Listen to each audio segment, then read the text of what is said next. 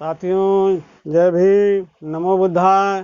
साथियों, आज हम जिस अध्याय पे चर्चा कर रहे हैं, आज हूबहू लेखक जो है कि आज जो हमारी मौजूदा स्थिति है उसके ऊपर ध्यान देते हुए और लिख रहे हैं। आज का विषय है राज सत्ता के बावजूद शोषितों की दशा ज्यों की त्यों क्यों है।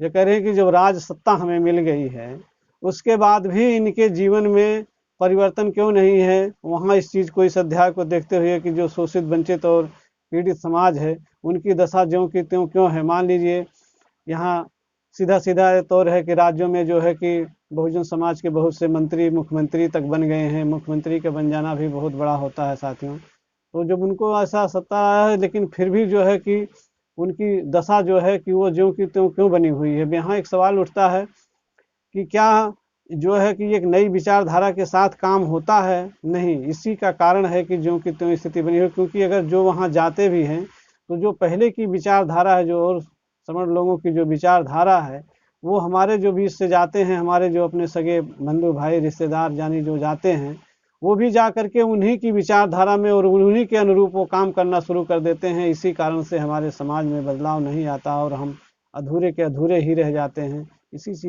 इसी चीज़ को जो है कि लेखक यहाँ दर्शाने की कोशिश कर रहे हैं और हमें इस अध्याय के जरिए जो एक छोटा सा चैप्टर के माध्यम से हमें बताने की कोशिश कर रहे हैं कि जब राज सत्ता यहाँ मिल गई है उसके बाद भी मान लीजिए हम पूरे देश को ना देखें, लेकिन जहाँ पे राज सत्ता मिली है, जहाँ पे हमारा अपना पूरा अधिकार हमें मिल गया है, लेकिन वहाँ हमारी हालतों में क्यों बदलाव नहीं आ रहा, हमें क्यों परिवर्तन नहीं दिख रहा है। ऐसा लेखक का कहने का मकसद है, मतलब है। और उसी चीज़ को गहन अध्ययन करने के बाद वो हमारे लिए पुस्तक के सहारे लिख करके देख रहे हैं कि ताकि जो हमारी आने वाली पीढ़ियां हैं, हमारा समाज जो है, वो इस विचारधारा को समझे और देखे, इस पर गहन विचार करे कि आखिर कारण क्या है। तो कारण साथियों यहीं तक जहाँ के मिलेगा, क्योंकि हमारी जो विचारधारा है वो अभी अस्थायी रूप से हमारी समाज में पूर्ण रूप से कायम नहीं। हमें एक विचारधारा के तहत जो कि हमारे पुरखों ने, बाबा साहेब कांसीराम फूले पेरियार और अम्बेडकर साहब ने जो हमें विचारधारा दी है, हमें उस विचारधारा को सोचनी है, अपने अंदर उस चीज़ को ग्रहण है। बच्चा बूढ़े जवान सभी के अंदर जब तक वो विचारधारा नहीं होगी और उस चीज़ को हम अपना उसी विचारधारा के साथ हमें, ये जब तक हमारे दिल में निश्चय नहीं होगा, ये प्रण नहीं होगा कि हम इसी विचारधारा के साथ हमें जीना है और इसी विचारधारा के साथ हमें मरना है, जब आपके अंदर ऐसा होगा तो और प्रकृति भी आपका साथ देगी। और यही लेखक का समझाने का यहाँ तात्पर्य है और उसी बात पे वो जोर देते हुए हमें यहाँ लेखक समझाने की कोशिश कर रहे हैं कि आखिर ऐसा क्यों नहीं, हमें इस पर क्यों नहीं विचार करना चाहिए, इस पर भी हमें जो है कि बार बार विचार करना चाहिए। यहाँ हमें बार बार विचार कर करके तभी हम अपने जीवन का कोई भी कार्य करने की कोशिश करें, उसमें आगे बढ़ें, तब जा कर के हमें एक बेहतर जो है प्लेटफॉर्म मिलेगा और आने वाली पीढ़ियों को भी ऐसा मौका मिलेगा। अब यहाँ लाइनों के द्वारा हमें लेखक लिख करके बताने की कोशिश कर रहे हैं। देश के अलग अलग भागों में वंचितों के हिस्से में राज सत्ता आई थी, लेकिन दलितों आदिवासियों का जीवन अभावों से भरा है, उनका हर तरह से शोषण होता आ रहा है। अलग राज्य बनाने के बाद भी वहाँ के आदिवासियों की हालत आज भी ज्यों की त्यों है। गरीबी का घनघोर अंधेरा छाया हुआ है। आदिवासी राजनेताओं की सत्ता के बावजूद वहाँ के हालत जग जाहिर है।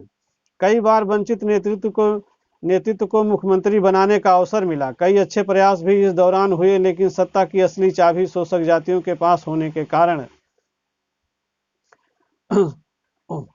शोषक जातियों के पास होने के कारण दलित मुख्यमंत्री भी असहाय नजर आता है। इसके अलावा राज्य का सिर्फ मुख्यमंत्री दलित होने से ही दलितों का कल्याण नहीं हो जाता, क्योंकि असली नीति निर्धारक व उसकी पालन कराने वाले तो दूसरे ही होते हैं और वे दलितों का विकास फूटी आंख नहीं देखना चाहते। यदि राज्य में शोषितों में वैचारिक, सांस्कृतिक व आर्थिक जागृति का जबरदस्त माहौल बनाया होता तो परिदृश्य कुछ और ही होता। यह भी जग जाहिर है कि दलित मुख्यमंत्री के आसपास अधिकतर राजनेता मौकापरस्त होते हैं, जो दलित वोटों से जीतकर तो आते हैं, लेकिन उनको वंचितों के प्रति रति भर सहानुभूति नहीं होती है। ऐसे राजनेता पार्टी बदलने में भी देर नहीं लगाते और ऐसे में दलित नेतृत्व इन आने जाने वाले राजनेताओं की समस्या से सारे समय जूझता रहता है। उन्हें दलितों के कारण हेतु समय ही नहीं मिल पाता है। दलितों के कल्याण हेतु उन्हें समय ही नहीं मिल पाता है। हाँ, कितना बढ़िया उदाहरण दे करके यहाँ लेखक हमें लिख रहे हैं। इस पर विचार करना चाहिए कि समय समय पे तो इनको अवसर मिला है, इनमें नेता मंत्री सब हुए हैं, लेकिन जो है दलित हैं, आदिवासी हैं, जो अति पिछड़े हैं, शोषित वंचित समाज जो पीड़ित हैं, उनको ऐसा मौका ही नहीं मिल पाता है, ये समय ही नहीं दे पाते हैं।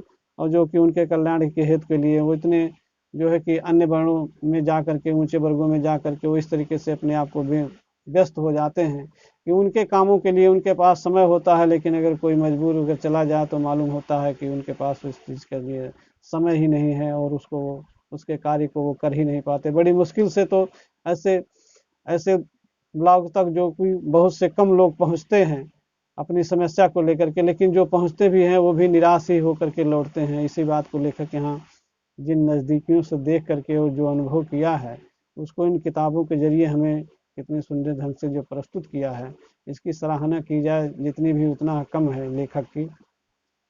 इन्होंने कितनी बारीकी से इस चीज़ को और कितने नज़दीक से जीवन को देखा है और देख करके अनुभव किया है। उस अपने अनुभव को हमें इस पुस्तक के माध्यम से जो हमें शेयर कर रहे हैं साथियों, ये समझने लायक बात है और मानने लायक बात है कि हाँ, ऐसा जो है मौजूदा स्थिति है।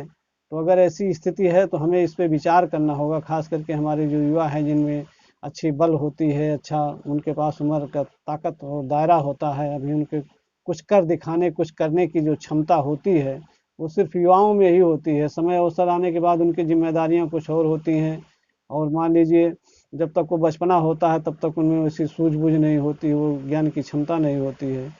तो जब भी परिवर्तन में अगर बदलाव होगा तो एक युवा शक्ति के द्वारा ही अच्छा दिन देखने को अवसर मिलेगा। और इनकी जो है बदलाव आने का जो एक मूल मंत्र कारण है वो है कि हम एक अच्छी नेक विचारधारा, जो कि हमें पहले से ही फूले पेरियार और अम्बेडकर बाबा साहेब कांसीराम जो है इनकी विचारधारा हमें लेकर के अपने मन में, और तब आगे हमें अपने जीवन पे विचार करके और रास्ता जीवन जीने के लिए चुनना चाहिए।